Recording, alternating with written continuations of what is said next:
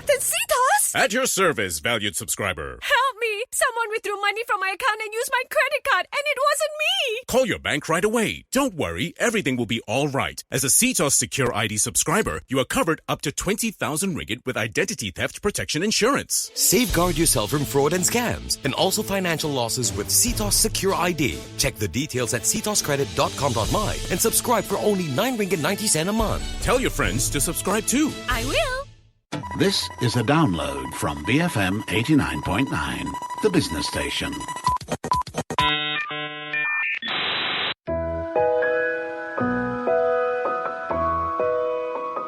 It is Fun Friday. My name is Jeff Sandhu. Stress. It's something that most of us feel at some point.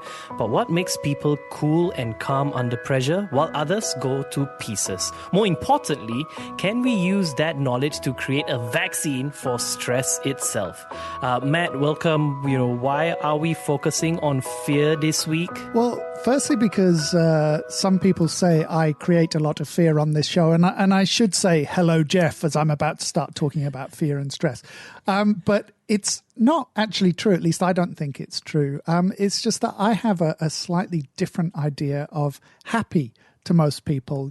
I see myself as the ecstatic leader of an empire of robots cheerfully crushing all human dissent. How is this relieving stress? Because it's my happy place. I close my eyes, I imagine my robot apocalypse, and it's like I've been meditating for an hour. Not for you, for the listeners. I kind of feel like we're on different wavelengths for this thing. I mean, does the dog worry about the ant? No, but the human can be sacked. Humour, Jeff. It's about humour, and we'll get to that a little bit later. But we're talking about stress. So stress is actually something that gets talked about a lot on technology shows, which is a bit of an irony because the technology is supposed to make our lives easier.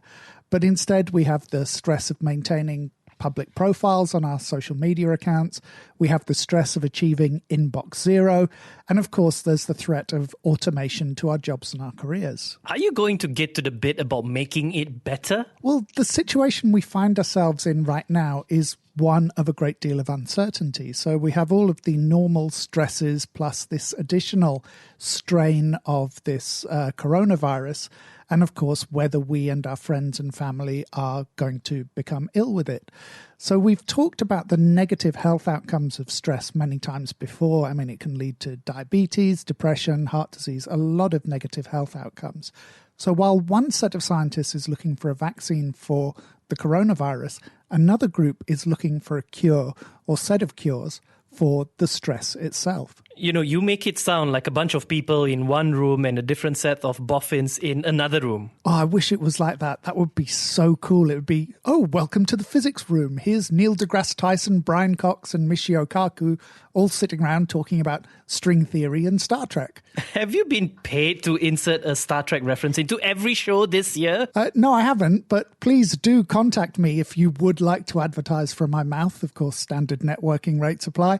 One of the worst things about stress is that it affects our decision-making as well as our quality of life. So as we've seen with the panic buying of toilet paper in some countries, when faced with epidemics, and of course this is now a pandemic, people don't always make rational decisions. And it's the same with the spread of fake news. A cool head can help you to make calm and logical decisions with a better likelihood of positive outcomes. It's always going to take us time to develop treatments to emerging diseases like the COVID-19 coronavirus, but an inoculation against fear could help us to better weather these and, of course, other traumatic situations. Matt, are you just trying to turn us all into robots? Well, admittedly, a version of the Borg where my mind feeds into everyone else is quite appealing. It would certainly speed up food deliveries, and I think I'd get a lot more presents. And you definitely need an anti-stress jab to share your mind. Well, that benefits me. It also benefits everyone else. It brings us one step closer to creating the matrix. Do you choose the red pill? Do you choose the blue pill? But there are two key components to this. So one is developing that stress vaccine. The other is understanding why and how some people are able to function under situations of extreme stress, while others, seem to fall apart. So, for example, I was listening to a podcast called Speedway about the bike sport of Speedway, which was big in the 1970s. And they were talking to the current world champion, and he was talking about, his routine for race days. Yeah, when his adrenaline's racing and his mind is working overtime? Well, that's what you'd think, right? Most of us in that situation would be full of nervous energy, but he actually takes a nap in the afternoon. Most of the races happen in the evening. So in the mornings, he's checking out the bike. In the afternoon, he does public appearances. He meets the press. He goes to meet fans.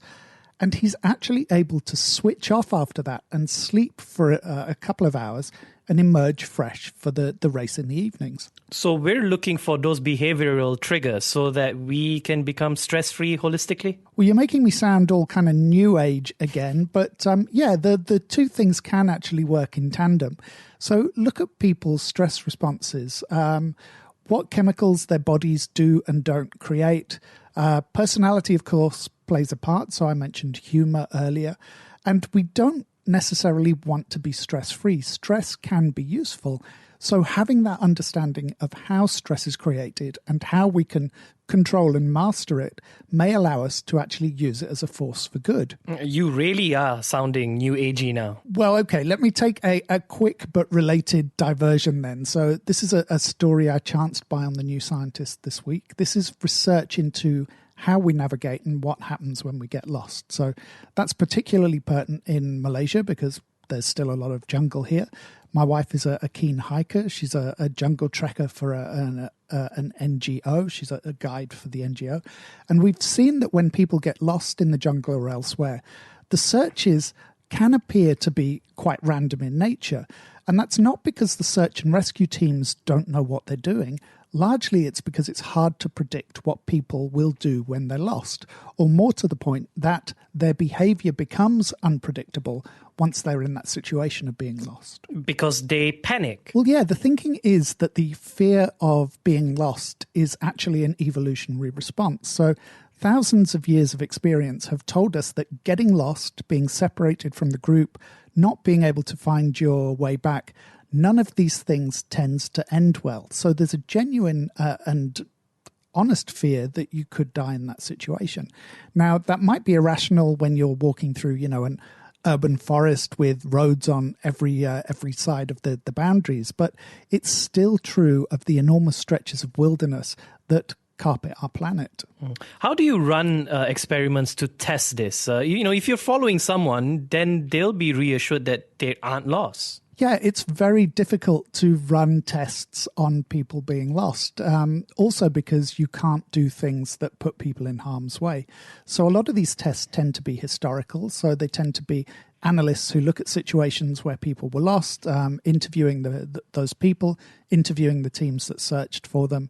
Live tests often happen with the military because survival training is often a component of military training, especially when you get to more elite troops. So, for example, a Canadian psychologist, Kenneth Hill, reviewed more than 800 search and rescue cases in his home province of Nova Scotia. 800? And that's just in his province. So that gives you an idea of the scale of the problem and how frequently people get lost. He found that most people tend to be stationary by the time they're rescued, but that's only because they're sick, they're injured, or they're too exhausted to go any further. Only in 2 cases out of those 800 did he find that people who had gotten lost actually stayed in that one place. Which is, I guess, brings us back to that stress response. Well, again, for most of us, this is one of the most stressful situations that we could find ourselves in. And that fear response creates an imperative in us to move, to do something, to save yourself. It's like in the movies when someone responds to some crisis by yelling, just do something, at the person who's supposed to be their leader. The idea that doing nothing and that nothing is the correct action is very hard to accept. And I've found that myself in work situations. I've had clients who've been in pickles of varying severity, and it's very hard to get people to sit tight and wait and see. And I'm not talking about inaction. You can do all your preparations, you can get the responses done, you can start to model all the scenarios, but it's hard to get people to wait and see to find out which way things are going to fall. It's that idea that you're waiting so that you can make the right responses and not just respond and make knee-jerk ones. Let me guess, you're one of those people who's unruffled in a crisis. I think maybe I'm not so ruffled in other people's crises, but unlike everyone else, I'm a complete headless chicken when it comes to my own. It's another one of those ironies. People ask me to troubleshoot and solve problems for their business, but I need people to step in to help me when I've got into my own pickles. It's a perspective thing. Yeah, and, that's something people don't have when they feel that they're lost. They've literally lost perspective. There are cases of people who've been lost and they walk straight past search teams as though they're in a trance, or they actually run away and the rescuers have to run after them and tackle them down. Tests run by a forensic psychiatrist called Charles Morgan at the University of New Haven in Connecticut with military recruits found that in these kind of harsh conditions, working memory and visuospatial processing starts to break down. They found that people were kind of working at a level normally found in very young children. And of course, that has huge impacts on how they break down tasks and how they do things like navigate. What is this teaching us about stress? Well, we'll talk about some of the ways that, marshalling those responses can work for you after the break. But I guess what it's taught us is that you should retrace your steps or simply stay still and wait for rescue. Or, if it's in your power in whatever situation, call out for help. Get a fresh pair of eyes, get a fresh perspective. The New Scientist article quotes one of those old British explorer types from the 1930s, a guy called Rafe Bagnold. And now his speciality was exploring the deserts of North Africa, which I'm sure had already been discovered by a lot of North Africans. But he said the key for him in many situations where he thought he was lost was simply to stop for half an hour. Have a drink, have something to eat if you can. Just give yourself that time to calm down and collect your wits. Obviously, as someone who was happy to explore remote deserts in the 1930s, Bagnold was probably made of sterner stuff than most of us are. But, it's probably good advice all the same. When we come back, de-stressing with Matt Armitage. You know what? I might not get to say that ever again. We'll be right back. BFM 89.9. Bright, formidable media. BFM 89.9. The business station. Welcome back. It is Fun Friday. My name is Jeff Sandhu, and today we're talking about stress, and we've managed to get through half of the show without discussing what stress actually is. Well, this is part of my new policy of giving people examples before launching into the science. So, as I mentioned earlier, stress is a chemical response to stimuli that allows the brain and body to quickly adapt to alarming situations. A great piece for an in-depth read is another article on New Scientist. It's actually called Don't Stress, The Scientific Secrets of People Who Keep Cool Heads by Helen Thompson. And I say it every time, New Scientist really has to work on their titling. So it's the fight or flight response we're talking about here. Pretty much, your brain, the amygdala especially, is always on the lookout for threats. It's like our personal radar, that early warning system.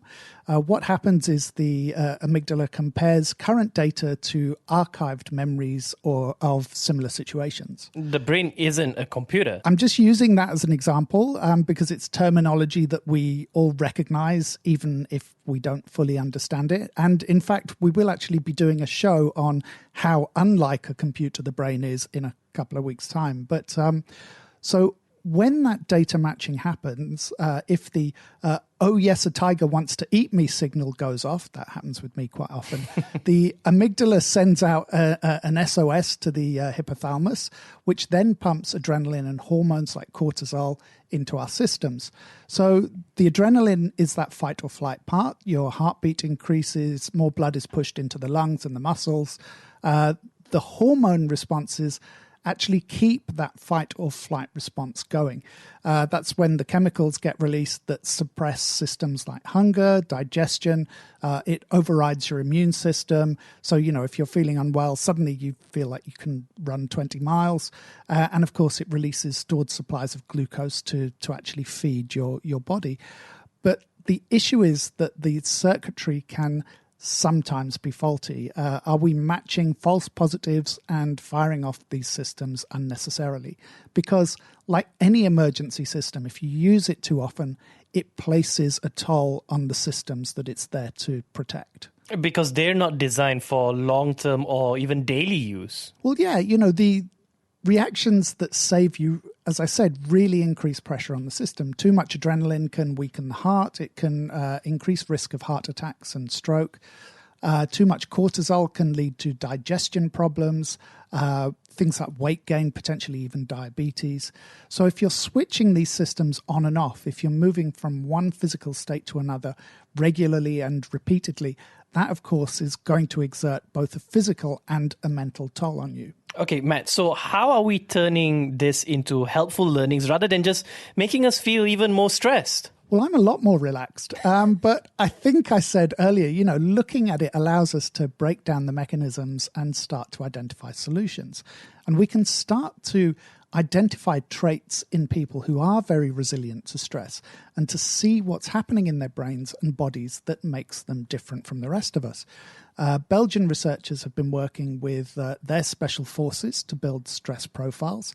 Now, this involves running control groups of troops, some subjected to boring everyday tasks, while others are put in high-stress situations.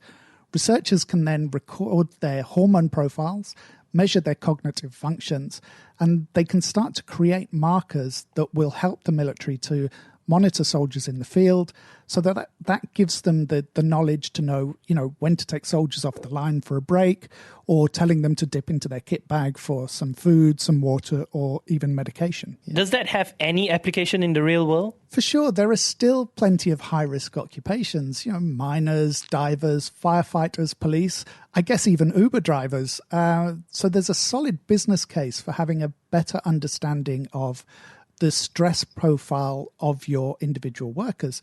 Having those signals would allow you to identify at-risk or agitated staff in, say, control room situations like air traffic control or urban transport systems, for example, maybe even workers in a nuclear power station.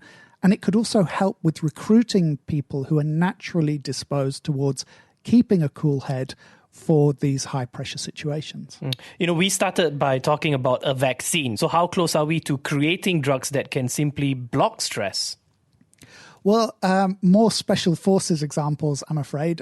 We know that genes play a part in the stress response, particularly genes involved in the production of a chemical called neuropeptide Y, which is known as NPY. Now, we don't know why, but NPY acts as a kind of on-off switch for the stress response. In one study, researchers at the US National Center for Post-Traumatic Stress Disorders in Connecticut compared blood samples from US Special Forces with regular soldiers during a training exercise at Fort Bragg in North Carolina. During the test, they were deprived of food and sleep. They were pursued by a notional enemy. And when they were caught, they were subjected to interrogation techniques, which is, pretty standard stuff for military training. But interestingly, the Special Forces experienced higher levels of NPY for longer during the exercise, but their NPY levels also returned to the original levels much more quickly afterwards, showing that they were better able to recover from the stress they'd experienced. So the more NPY an individual released, the less confusion, the fewer mental health issues they actually reported during that training exercise. And how do we make use of that knowledge? Well, production of that NPY may not actually be limited by our genetics. In another test from people who had previously completed an 8-week course on mindfulness, their levels also returned to normal far quicker than those of soldiers who hadn't had that kind of training. Researchers James Morrow and Dennis Charney at Mount Sinai Hospital in New York have been working on an NPY approach to work with post-traumatic stress disorder. Volunteers were given a nasal dose of NPY before having their PTSD symptoms deliberately triggered. Now, the results were very positive, suggesting that the approach could help to alleviate those PTSD symptoms. The biggest issue was it took an hour of inhaling to get enough of the chemical into the volunteers' brains. Well, that doesn't sound so promising. No, which is why many researchers are actually looking at another potential source, which is the widely used anesthetic ketamine. So research is also ongoing into the use of ketamine as an antidepressant. One of the advantages of the drug is that, of course, it's a ready approved drug. The process of getting the conditions for so that an existing drug can be used to treat new ailments is much simpler than launching and testing an entirely new drug. So I think this was back in 2015, a researcher called Rebecca Brackman, who was then at Columbia University. She found that a single dose of ketamine could protect mice from the negative effects of chronic stress. So it seems to work by increasing the brain's ability to grow new neurons and form new connections. Have we started human testing? Yes. So one of Murrow's colleagues, Sarah Costi, has begun the work. Healthy volunteers receive either a dose of ketamine or a placebo. A week later, the different sets of volunteers give a presentation to a very stern-looking panel who provide negative feedback. So they've analysed the results of that. It's looking quite positive. But the team is monitoring for potential side effects because, you know, ketamine is a powerful drug, so dosing and frequency are really important. But one of the early positive indicators is that the drug, unlike many treatments for depression, appears to work immediately and it has long-lasting effects, which opens up the possibility that those prescribed it might only have to take it occasionally, whereas traditional antidepressants have to be taken daily and often take weeks to start having an effect. So what's also interesting is that it opens up the possibility of developing new drugs that have a similar profile to ketamine in terms of the way they work with stress or post-traumatic stress disorders, but have fewer long-term side effects. What if you don't want to take the medicine route? Well, that's one of the important reasons that we have to map out and discover these stress responses. So a vaccine might be useful to give to soldiers before a dangerous operation or to firefighters before they head into a burning building.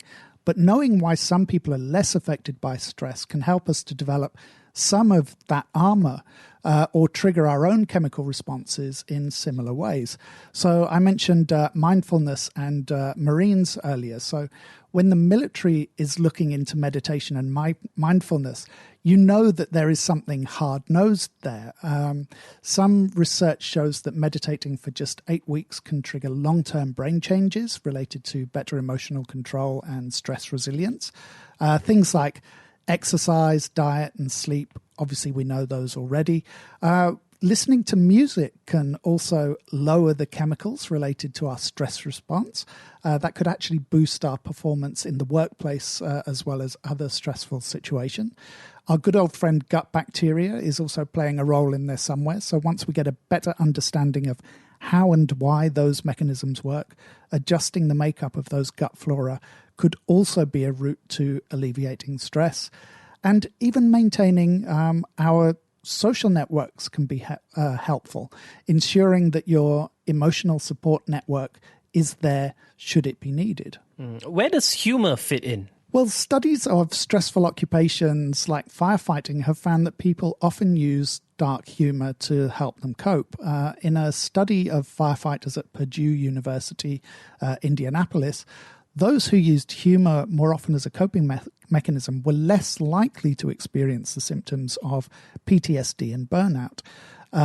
Laughing releases feel-good hormones, and that is thought to make us less likely to kind of dwell on or to recreate these stressful events. And oddly enough, we talk about people who have a sense of humor, people who don't have a sense of humor. This humor approach can actually be taught. A pilot study in Austria put 35 people who were experiencing things like stress, exhaustion, or depression through a 7-week humor training course. Now, that included role play, finding humor in everyday life, cultivating playfulness, and learning how to make other people laugh. The training seemed to decrease what was perceived as stress. It increased their overall cheerfulness, although we're not really sure as it wasn't contrasted with the control group, so some more testing needs to be done. Alternatively, you could just listen to all 117 episodes of MSP back to back, and I imagine the effects would be much the same.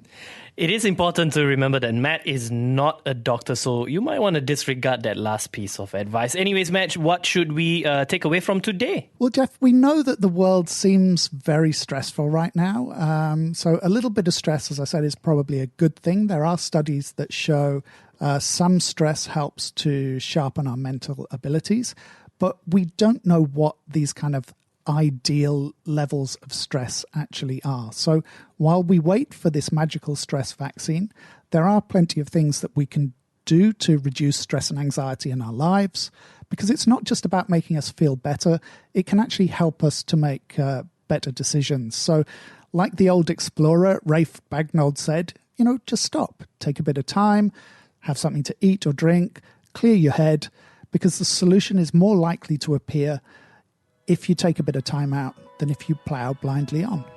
There you go. Yoda Matt talking about the stress vaccine. If you missed out any parts of this conversation, of course, you can download it on Spotify. We'll be right back with Geeks Works after this, BFM 89.9.